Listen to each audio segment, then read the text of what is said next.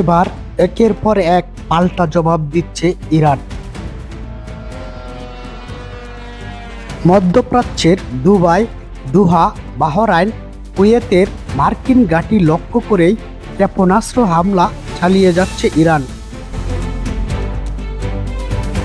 Israel দাবি করছে তারা ইরানের বেশ কয়েকজন রাজনৈতিক নেতা ও কমান্ডারকে হত্যা করেছে। ইরানের রাষ্ট্রীয় টেলিভিশন জানিয়েছে দেশটিতে এখন পর্যন্ত 200-রও বেশি নিহত, অন্তত 700 জন আহত হয়েছে।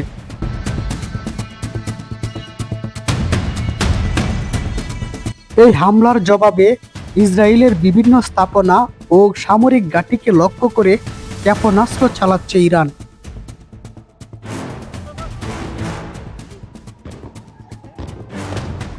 এবার নেতানিয়াহুর বাড়িতে ভয়ঙ্কর হামলা করল ইরান। এবার ভয়ঙ্কর আতঙ্কে আছে ইহুদিরা।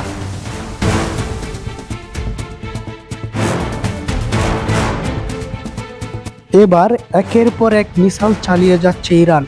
সকলের রাতের ঘুম কেড়ে নিয়েছে এই ইরান।